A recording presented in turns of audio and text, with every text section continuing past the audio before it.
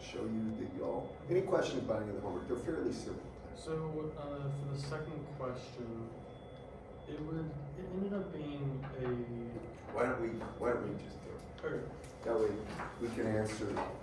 You may have other questions. There's one thing about these things. I used to assume everybody knew how to do them, and I learned my lesson the hard way. it's perfect. Bodie plots are something you're supposed to get in signals and systems thoroughly. You should know that without any problem. But I've learned sometimes it's not quite that way. So give me the statement of the problem, whoever's asking. Go ahead. Who's asking? Elijah or you? So start off incline at. Oh, hold on. It's coming up at 20 dB? Yeah, and then. Give me 1 second. 20 dB per decade. Then at this peak point. at 10 for omega. 10 what? Just 10. Okay. And then when it goes back down, it levels out at 30. So this is minus 20? Yes. And then at 30, is this megahertz or mega or what? It just says omega. All right. It really doesn't matter at this point. He's just making sure. And then what's this value? That's 25 dB. All right, 25. Oh, okay, this way. So it's 25 dB. Now, whenever you're doing a Bodie plot, it's the poles and zeros you worry about. This is the only thing you have. Whenever you look at something that, is this value 1 or what is this? It doesn't say. It's just 0, 0. No, it ain't 0. Remember, if that's omega, think about this. It doesn't say. All right, what is the log of 0? Undefined. It's what? Minus infinity, isn't it? Right. Think about that. 10 to what power is 0? Minus infinity. Y'all follow me on this class? Don't worry about that. I want to get to this point. So, if we have this kind of function, the key things are, right here, it's coming in. Now technically, I should say something. That could be 0 for this one, but it gets a little sketchy because you'd have to add a constant beyond this. So just bear with me on this. The way I always do it is this. You're going to say the function z, which will be a function of omega. I like to use s, and s is just equal to j omega. It's easier because that's what you were used to in signals and systems when you did Bodie. Y'all remember that? So you start right off with a constant k. I don't know what that is, but that's the key part. You start there. We don't know what that is, just throw it there. Now, the next thing you do is look at what happens initially. Here, we're going up at 20 dB per decade. That is a 0 because it's going up. That means it's going to be in the numerator, not denominator. So multiply it by s. I'll take you through every part of this. Just work with me on this, all right? Now, the next part you look at is where it starts coming down. Can you all see it comes down to 10? That is a double pole. So if it was, you were just going to add something like s plus 10 in the denominator, let me just show you what I mean by this. If this was just divided by s plus 10, then what actually happens is it would be flat after that. You're going to have a double pole, so it's going to have to be s plus 10 squared, and you'll see exactly why in a second. And it's going to keep on coming down until it hits another 0. Can you all follow me? By the way, Nate, did you have a chance to make this thing right here or not? I've been looking at it right now. So. I'll look real carefully here. All right, it's going to keep on coming down until you hit this, and that is a 0, because now it's going to start flattening out again, right? We have to add something that starts there at 20 dB per decade, and that's going to be s plus 30. All right, not done yet. Y'all with me? Now, the next thing I recommend you do is factor out all the pole in zeros out front. Let me show you what I mean by that, because the definition can get a little wordy. So I'm going to take my z of s equal to k. Now you can see there's a 30 here. You all right? What I want is everything to be s over something plus 1. That is critical. So I'm going to pull out a 30. yeah, I'm gonna pull that 30 out. I know there's an S. Then there's gonna be S over 30 plus 1 there. Now downstairs, I have S plus 10 squared, right? Now pay attention to this part. I have to pull out a 10 squared. Just keep watching. So it's gonna be 10 squared. I'm gonna leave it as 10 squared. And then inside we have S over 10 plus 1 squared. Now please just take a look at that and convince yourself that that right there is the same thing as that up there. Everybody with me? Now here's the reason why I did it this way. And I don't know how you were taught to do Bodies, but this is the simple way. Now go ahead and take 20 times the log of this, because this axis right here, this vertical axis, is actually a plot of 20 times the log, and that is of the magnitude of Z of S or omega, whatever you will. It could be output S. It's the magnitude of that. Y'all with me? Becomes critical.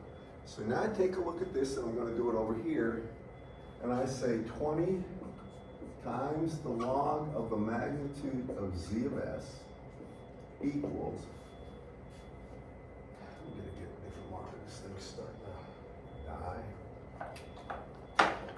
And if you look at this, and I got to make sure you understand one thing about logarithms. I don't assume this anymore. If we have log of A times B, that's log A plus log B, and log of A over B is equal to log A minus log B. Everybody with me?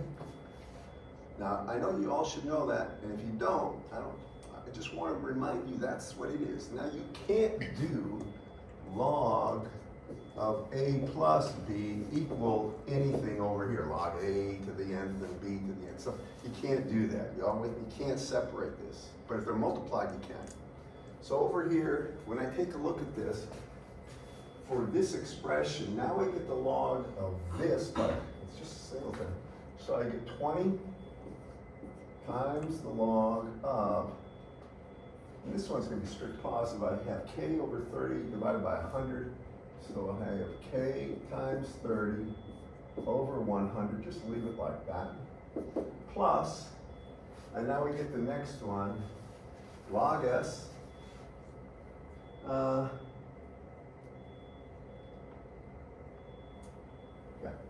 Plus 20 log of S, and that's just put log magnitude of S here. And then it's going to be plus 20 times log of, and here it's S over 30 plus 1. And then it's going to be minus 20 times the log of, and this is going to be S over 10 plus 1, but it is squared. There's a magnitude there. And before I continue, does everybody follow me what I'm doing? Yeah. Is the only place where the magnitude is going to be on the minus 20 log, or the plus 20 logs also have magnitude? Technically it would be here, but these are all constants. Magnitude here would have to be magnitude here. Has to be. Because that S will become J omega in 1 second. Y'all with me on this class? There's other tricks we can play, but that's essentially we're looking at this. Now, when we have this, there's a couple things we know. Here is the critical thing. After we hit this pole, it's flat at 25 dB, all the way out to infinity, right? Now, if you look over here to this thing, I'm just going to just show you this. We don't need to look there yet. If you look at this right here, first you agree that's an accurate representation of what we see in this plot, right?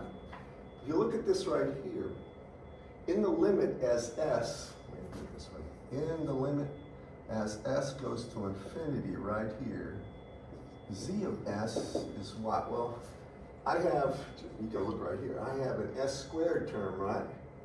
And then I have an s squared term here. Do y'all see that? So s squared over s squared is going to be 1. As a matter of fact, if you look at this thing, what happens is, if you broke that out, you would have k quantity s squared plus 30s over, and then it's going to be s squared plus 20s plus 100, and it's all times k right there. So in the limit as s squared goes to infinity, you'll notice there's no constants in front of that s term. Y'all see this, class? Now remember, the highest power is s squared. That's the one you take a look at as it goes to infinity. Therefore, this just becomes k, right? Do y'all follow me? Are you with me on this thing? All right, now we can use that because we know it's equal to 25 dB to get the value of k, if you think about this. So what I'm going to do, I'll show it to you here. In the limit, as s goes to infinity, right here, 20 times the log of the magnitude of z of s is 25 dB, and that is going to be 20 times the log of the magnitude of k. Y'all with me on this one? Actually, this is the only thing we need to do for this one, I believe. I don't think there's anything else. The other ones were good. The other ones you had to calculate, certainly. You with me, class? And therefore, what is k? Well, I would divide by 20, so I have 10, then I take everything 10 to that power, to the 25 over 20 would be equal to k, and what is that? That's 10 to the divide top and bottom by 5, 1.25 power. Can you tell me what that is? I didn't work this problem, but. It's 17.7, I think. Anybody else? It's approximate, by the way.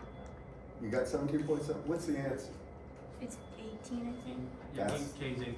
He's going to round it up. The first one, I think he had a number that he rounds up to on that, I think, right? Is that what you're asking about? It was more of a process. But the thing is, the reason I busted it out this way is, if this thing was continually going down, all right, then this frequency becomes critical, because what if they gave you that value? Yeah. And maybe we should do another one where we have busted up. This is a good one though, because this one, usually, I don't know how they do it in signals and systems, but anytime you're trying to figure out values for constants, that k, see, this is the way you represent it. Now, k is the only thing we don't know. We know where the poles are. So the whole idea is get k, anyway. And the way you always get the constants is find out where the value of this function is defined. Now, look, this isn't hard to see, but if it's going up 25 dB, right, per decade, from here to here, what would the increase be? I want you to see this. This is important. This becomes important later in the course. But how much did we go up? Well, we know the slope of this line is 20 dB per decade, right? And we know down here, it's 25 dB. And it increases this way, right? So we need to know, well, how far is this in terms of a log? What it would really be is logarithmically speaking. Let me just show you something here. Try to find the words to express this without getting too wordy and confusing. We'll do it right here.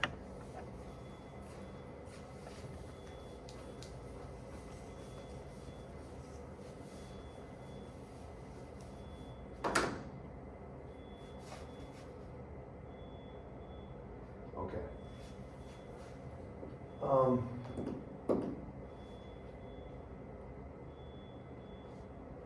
going to try to do it this way first. Suppose I have a function, and this is going to be 20 times the log of the magnitude of z here.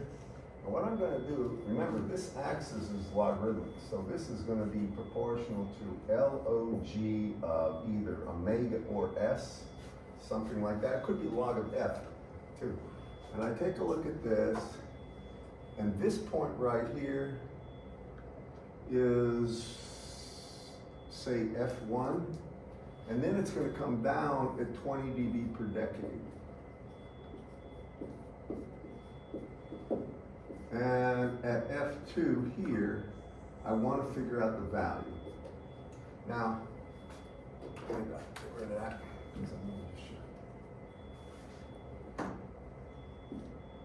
Remember, this axis is logarithmic. Well, you know the slope is 20 dB per decade, right? And it's plotted logarithmically, correct? So if this was 1, this would be 10, the log of 10 would be 2, right? And if it was, if you figure out this, so it would come down 20 dB if it went over a factor of 10 difference in frequency. What about if it went over a factor of 100? Well, this would be like 1, 2, and 3, right? That would be 2 decades. You all follow me? If you went from 1 to 100, it's 2 decades. But in general, what you can say is the value here of this function, I'll call this, say, Z2, and make this value right here Z1, but it is going to be 20 times the log of Z1, I should say right here. So now what you end up doing is say, this value Z2 would be equal to the value here that it started at. Whatever it is, it's going to be in dB, so it could be 20 times the log of the magnitude of Z1, but this is in dB, and then it's going to be minus 20 times the log. Now this is the ratio of the frequencies. Now you take the ratio of F2 to F1, and that will be the value. It's the logarithmic relationship of the ratios to the upper to the lower frequency. Can you all follow me on that? I want you to just think about it. Let's just see if it works. Suppose this frequency is 1, and this frequency is 10. That's 1 decade. Do you all agree with that? If it's going over 1 decade, that's minus 20 dB per decade. Whatever the value of here is, this should be 20 dB less. Do you all agree with that? If you go 2 decades, if this value is 100, then you should decrease by 40 dB. But anything that is in between that range, you have to do that. Let's look over here. This is going to be the value in dB at Z1. Now, if F2 is 10F1, right? That's 1 decade. I get 20 times the log of 10. Log of 10 is, right? Now, what if it's F2 is 100 F1? 40 dB, right? If it's anywhere in between, if F2 is 0.5 F1, or it's, I'm sorry, not 0.5, 1.5 F1, you would take 1.5 divided by 1 in that case, basically F1 cancels, take the log of it. Back to this problem. This is easier to see. There's a reason for that. You're going to see this shortly. Back to this problem. So this is 25 dB. This is 10, this is 30, right? Okay, now it's an increase. Do you agree with that? Can you all see this? This point here is bigger. So to find this point right here in dB, what do you want to call that? Call that Z1 and call this Z2 in dB. I can say Z2 in dB would be equal to Z1, which is 25 here, 25 dB. It is in dB. Then it's going to be plus. Now it's going to be increasing, if I'm looking this way, at 20 dB per decade. And now I take the log here of that frequency, 30, over the lower frequency, 10. Can you all see this? All right, now think about that. Can somebody just tell me what that is? So it's the log of 3. That's log base 10, by the way, not base E. Are you familiar with ln as the typical way to actually show a natural log? Now in MATLAB, the natural log is logx, and the log base 10, which we call log, is log 10. All right, and it irritates the crap out of me because most people assume certain things when they're programming, and that's one of the things I assume, and I learned the hard way. So what is this value, by the way? Just 20 times the log of 3. Log base 10 of 3. 9.54. Confirm that? Yeah, I got Yes. 9.54 to whatever. All right, then add 25. 34.54. Did they show the value of that? No, you're given 25 VP to Here. work with, yes, Do you sir. understand how to get it? We could go on and on. Do you understand it? I want to make sure everybody sees 2, 4, 6. We're missing 2. Ansley has her report for research. Oh yeah, and somebody else is sick. Jackson. Jackson's sick. Okay. Well, this is important. What I'm showing. You are recording, right?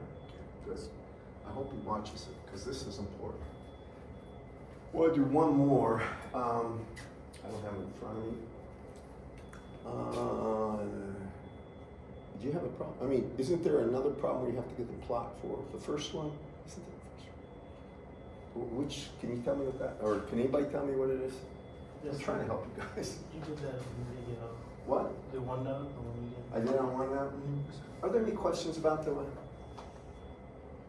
Now, the one thing is, remember, for resistors, capacitors, and inductors, there's a resonant frequency is the same in all of them. Y'all with me?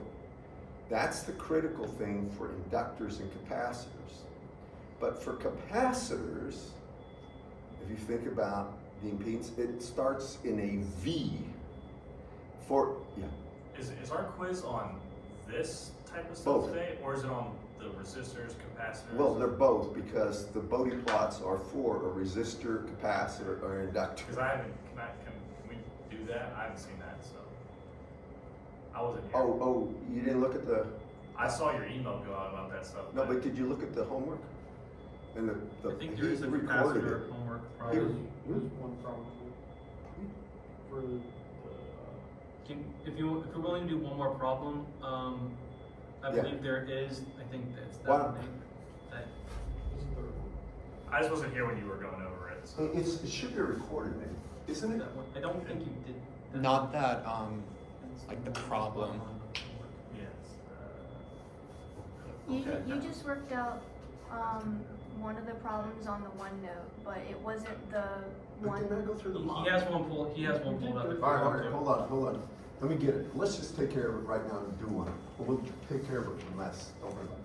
But the recording should cover the models for the inductor, capacitor, and I drew them out. The past week I was not looking at recording. All right, never mind. We'll do it. But if you look on OneNote right now, there's the model for all the elements and the break frequencies. I promise you it's there. I put it on OneNote. I made absolutely sure that it's not in Whitmore's book. It's the real models we use in EMC in the real world. By the way, very clear in my opinion. Nothing left to the imagination. Go ahead, give it to me. Anyway. It says 1/8 TAC W carbon resistor.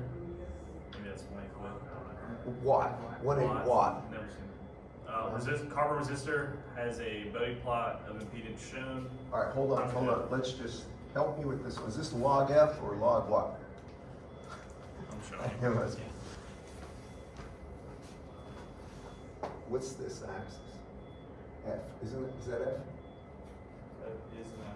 All right, it's actually log F.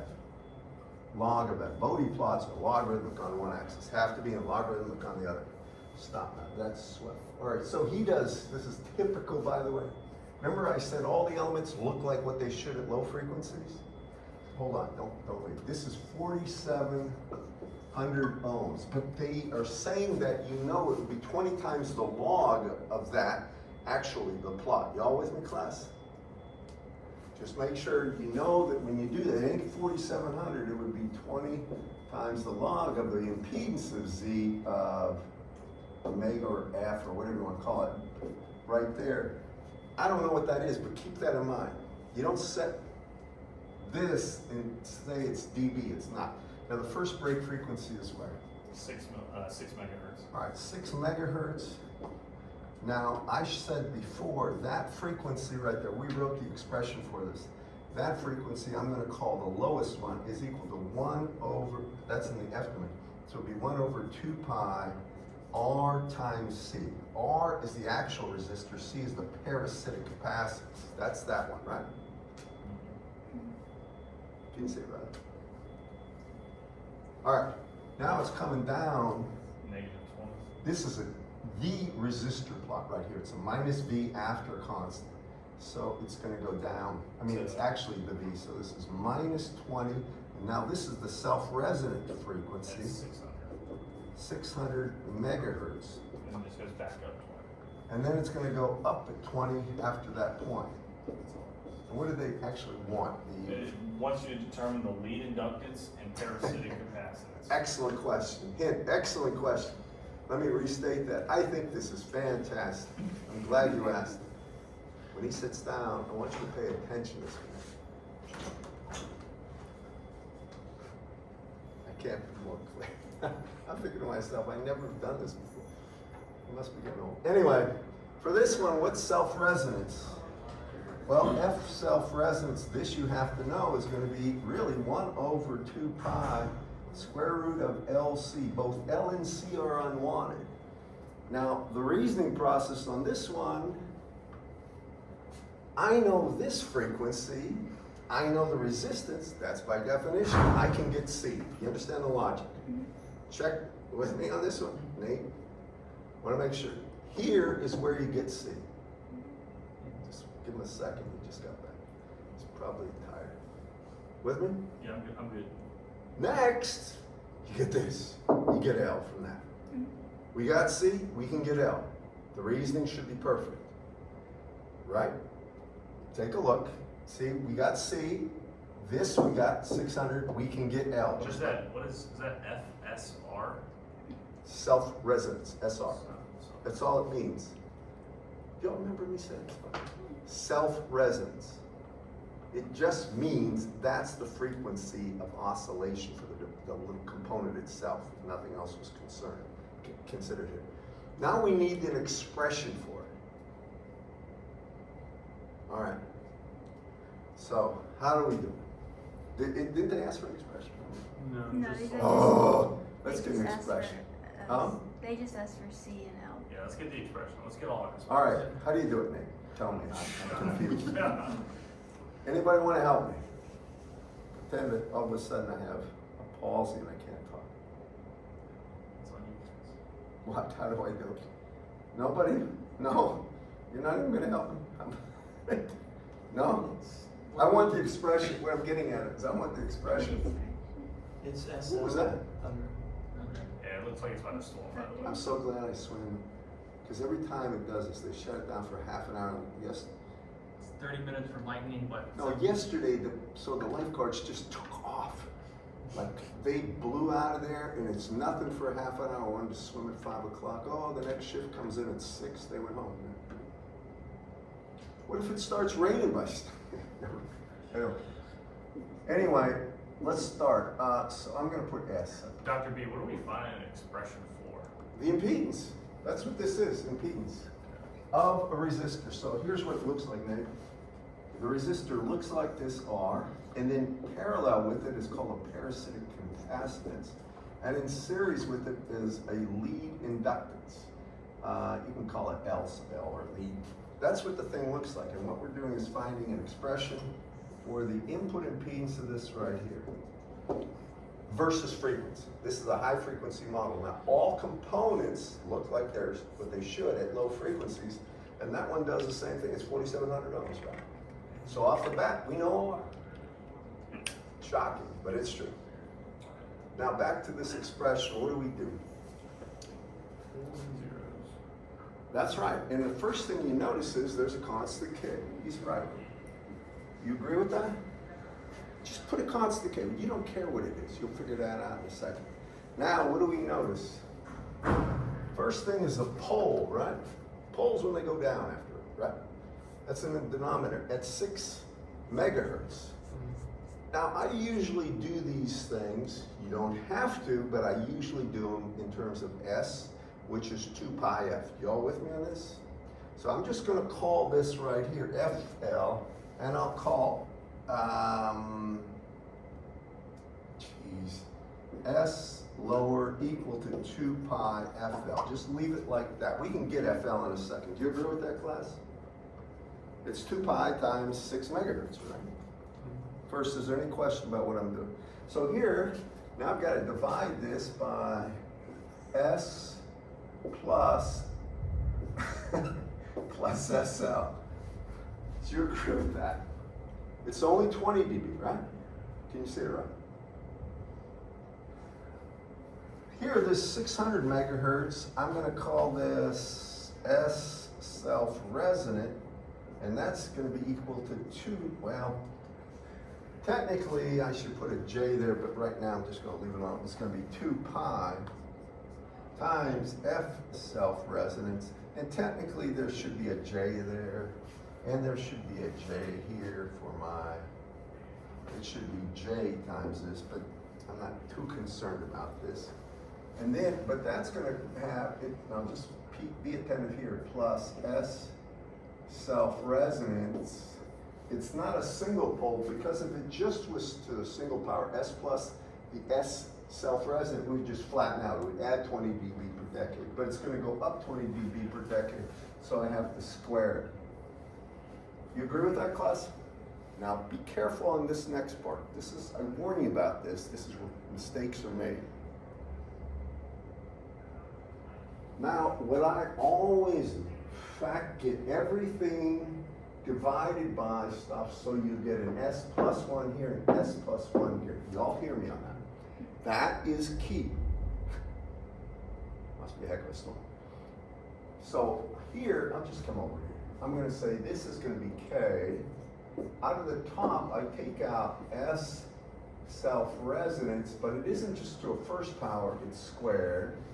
Then it's going to be S over S self-resonance plus 1.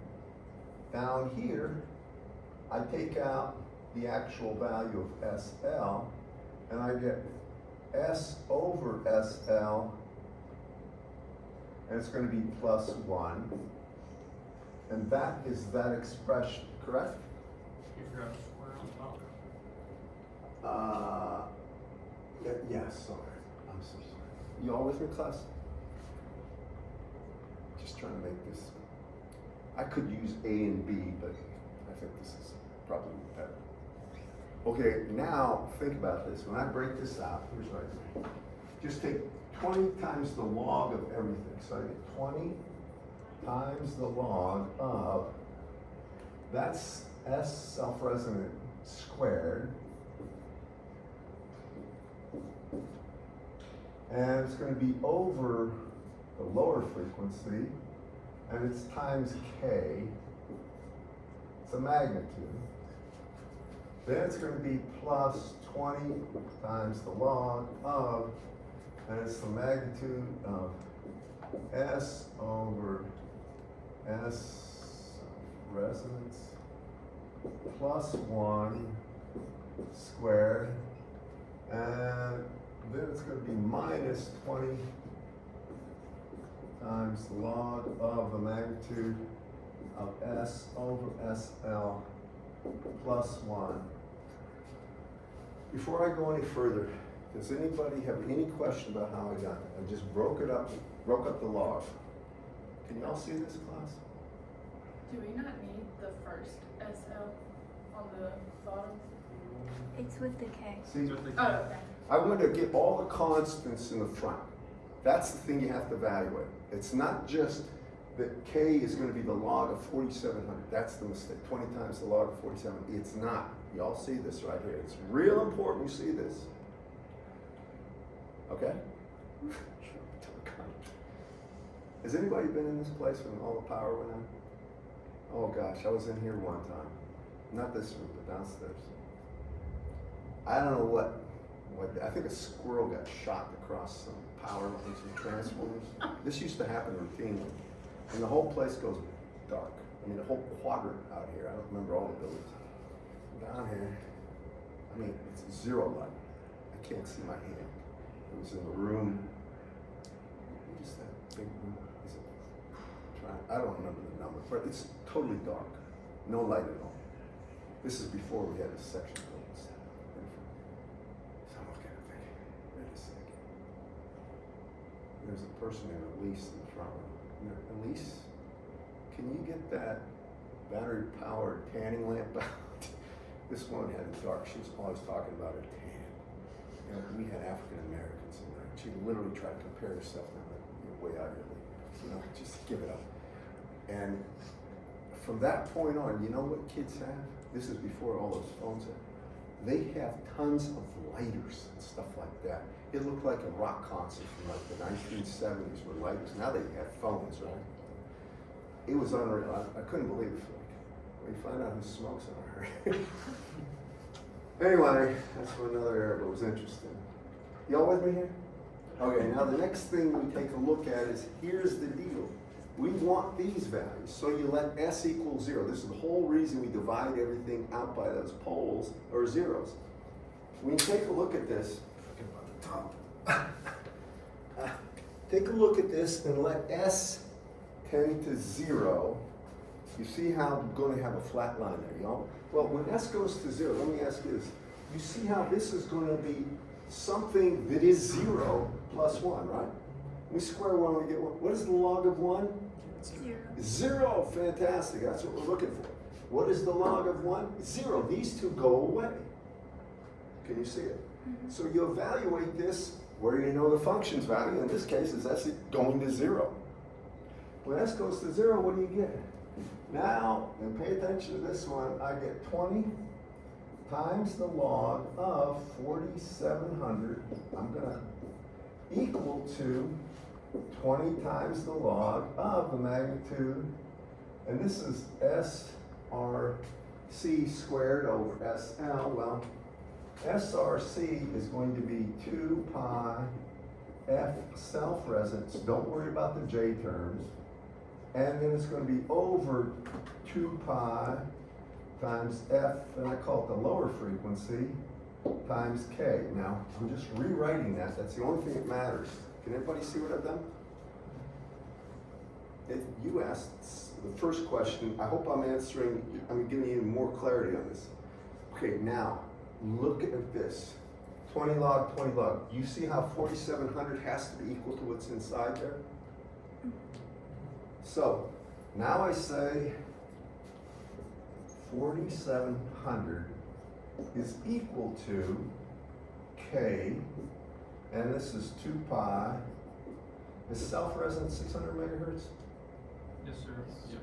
So that's 6 times 10 to the 8th squared over, and by the way, this whole thing's squared, so it's 2 pi, I should do it this way, squared over 2 pi, and F lowers 6 times 10 to the 6, and it's times K. So if you want to solve for K, I think you can figure it out from here, right? I don't even know what it is. I'm surprised they didn't give you a function. So K would be equal to, I'm curious what this is.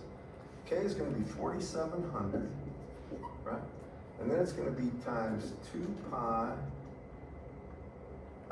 times 6 times 10 to the 6 divided by 2 pi squared. I'm going to put 2 pi squared times 6 times 10 to the 8th squared. Man, that's going to be small. This is going to be a small, small number. Can anybody give that to me? 1.247 times 10 to the minus 8. 1 point what? 247 to the minus 8. What's 1 over that? Could you just do 1 over? I'll tell you why in a second. 8.02 times 10 to the 7th. Probably a constant of 1 over 8 times 10 to the 7th would be, 1 over that would be easier to put down. I mean, you can put that down, it's correct, but that constant K reflects only the value of 4,700 after you take into account these frequencies. Y'all follow me? That's how you get that value of K. Usually the mistake made, in my opinion, and I don't have any stats on this, typically they'll take K is equal to 4,700. Just, it's gotta be, it's not. Y'all with me, class? So be careful about that. really talk up a storm here, but I want to make sure, because I think, sad to say, but you don't use Bode plots enough to be familiar with them. You use them a great deal in senior level courses at certain senior level. It's the only way to do business, because think about the levels of difference in radar stuff from the signatures you get at close range versus long. It's 8 to 10 orders of magnitude. You gotta work in a logarithmic scale to make sense of it, which means Bode plots on a lot of stuff. Just keep that in mind. All right, next. I gotta cover a little bit before we use your quiz. I got all the plot. 10 minutes, fine. How long is a storm supposed to last?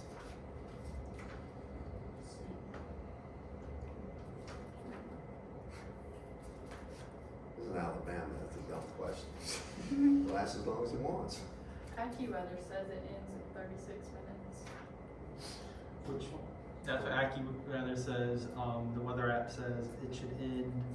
In theory, they have rain on radar for the next 3 hours. So between 30 minutes and 3 hours. Sometimes your answer is. It's basically carrying the umbrella. Yep. Between 0 and infinity, pretty much. Okay. All right, well, that tells me umbrellas are necessary to survive. And they're gonna be very wet. Okay, we got done with the elements, which is a big, big deal. Now, he talks about grounds. I don't know what you've learned about grounds. I'm gonna go through this kind of quick. I'm not gonna test you. How many have heard of grounds? Question. What does ground mean to you when they say this is grounded? Anyone? The lowest potential possible. Well, not low, it's zero. It's Yeah. considered 0 volt. It's where everything is measured with respect to. So if you have a digital circuit, it could be 0 to 5 volts, or it could be what? 5 volts to -5. You could get that.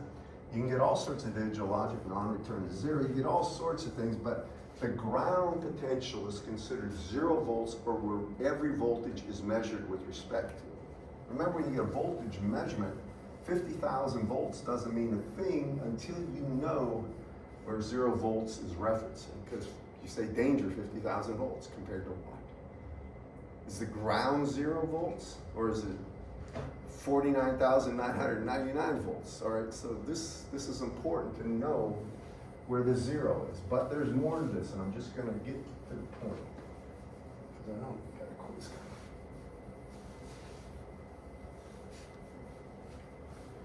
Now, I want to say this too. This gets really, really important if you're dealing with high power equipment. Now, some of you are going to be involved in defense contractors and stuff where you're actually out there with radar communication equipment. And there are several types of ground. The earth ground is the critical one. I'll get to that. But in general, if you have a board, and everybody has had these little breadboards that you had with a pin, you stick in chips and then you connect wires, right? Breadboard is. So typically, that is called a signal ground. So the typical symbol for a signal ground is this. It doesn't mean anything more, but it is a ground for one breadboard, one small, you might say, little, like Droid board or FR4 board, something where you got one component and you got to plug in a bunch of other little things next to it. You all with me? Then there's something called the chassis ground.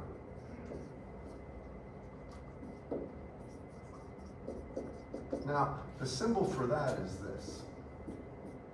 And this is, again, the American wire code. There may be other symbols in Russia, and I'm not sure about this, but this is almost universal as far as. Now, a chassis ground, you all know what a chassis is, basically.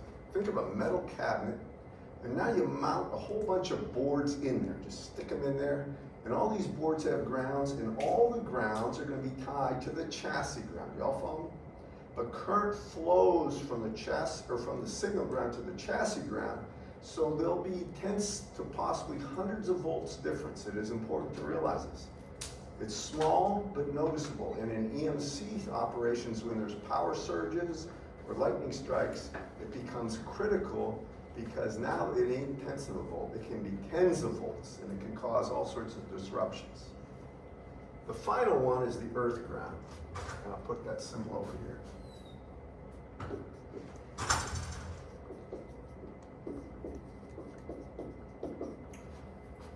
The earth ground is this symbol. It's an upside down triangle. Or, I don't know if it's upside down, it's a triangle. It looks like, basically, you got a V just driven into the soil. Now, is anybody familiar with earth grounds? Have you heard of them? Where do you know earth grounds from? Power. Power lines, residential homes, they have an electrical code. And there is a ground, if you know anything about electrical wiring, we don't cover that ever in electrical engineering. I think we should, because there's so much of this is directly related to what you end up dealing with in the real world. When you look at that plug, there is the hot line, which is black in AC. It's not black in what? In DC stuff that you do is the ground, isn't it? And in the car, it's ground. But black is hot. Then there's a white wire right here. The white wire is going to be the neutral. That's where you'd like current to go, but it doesn't have to go. And then they have what's called a safety ground here. Y'all with me? The safety ground technically is usually the earth ground, but it doesn't have to be. Are you familiar with this?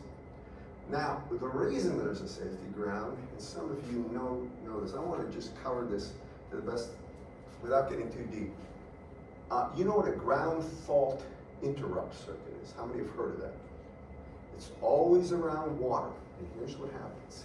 When you have an electrical appliance, now listen, this becomes real important. If you don't have this and you're around water, you may die. So typically, if you think about this, you're going to have a wire here, say this is black, and this is white wire, and this is going to be the plus. You'd like the current to go from here and come back here, return it. This is going to be a standard wall socket, and then you're going to have a piece of equipment here. It doesn't matter what it is, maybe a motor. You don't care about anything else, and when all is well and good, current could flow there and then back there, flow there and back there. Y'all with me? But this electrically is a ground. I mean, not actually earth ground. It is a chassis ground. That's what it really is, 0 volts to neutral. Are you familiar with this, people? Are you? You are? I'm glad you are, because you'd be surprised how many people aren't. But here's what happens. Suppose by an act of stupidity or something, this breaks. Now, there is an earth ground. It's called a green wire. And all the outer edges are going to be, I mean, basically the metal shell is going to be tied to that in some way, all right? But if you come in there, remember that's broken, and I touch something, ideally this would short it out. But now I become parallel with the earth ground because I'm on the earth. And here's the thing. If I step on that thing and there isn't a ground fault interrupt circuit, I may die. Has anybody ever been shocked by an old refrigerator or anything like that? God, we have one in our basement. And if you had that plug reversed wrong, it would operate. But when you grab the handle and barefoot, there's a tile floor, zap. And it used to, because you didn't have, it's supposed to have that. It's supposed to have a ground fault indicator. Now here's what it does. See that third plug, that thing? But it's supposed to be ground fault. Now here's what happens. A ground fault does this. It takes a look at the magnitude of the current here and the magnitude of the current here. It has 2 plungers. This is wrapped around. And if the same amount of current goes there, they're pushing against each other and nothing moves. You follow me? But the minute the current there is going in and then it's going down, hopefully, if you think about this, it's me holding it right here, and I hold this thing, and then it goes through me, I get killed. But that ground fault interrupted. Whenever the current doesn't return here, it immediately breaks contact. Immediately. And it'll prevent you from getting killed. Did you have gross at all, any of you people? Who'd you have for power? Geiger. Did he talk about this? God, it's important. It's so important. Now, how many know what a ground fault interrupt circuit is? it's, when you look there in a panel, you will see a button, a reset button to push. Because if they trip, I mean, these things trip all the time if you don't know what you're doing. And believe me, I've done this, especially around water, because now you've got a very good contact ground, you can kill yourself easily. But you have to reset them, and there's other things that can happen. Usually throughout a house, in the bathroom you have them, by the way. So- Always in the bathroom you have them, if you look. Typically in the kitchen near the sink you have them, not always though. And typically you're gonna have them if you have a swimming pool, anything near there. But you won't have them like in the living room with the TV. You won't have that. You'll have just regular breakers at the wall. So be careful. I mean, people can get really hurt. I hate to say this, but some cheap electronics are not made to be safe for all things that can happen to them. You've got to be careful. That's it. So with the grounding, the green wire is called the earth ground. Now here's the deal with the earth ground. I'm going to cut to the chase now, and I just want to cover this thing. It's a long, solid steel rod. You go to any of the big stores, like either Home Depot or Lowe's or Ace Hardware, the big hardware stores, they will have, and this is for an electrician's buy these things, these are long, solid rods. And what you have to do, if you want to do it correctly, there's a code on this, and I don't know the actual value. You have to be so many feet from the residence. This is for residential ground. Are you familiar with this, by the way, by any chance? And you have to drive this down a certain, you have to literally drive it in, I think, 3 or 5 feet, I forgot. It's deep. And then you have to measure just the ohmic value, the resistance between there, and I want to say it is the ground, what we call the earth ground of the house. Now you haven't connected it yet. And it has to be below a certain value. Do you follow me on this? In other words, that connection has to be really good contact with the earth. And then you can put that thing together, and I don't know all the specifics. You can actually make that the legal contact point.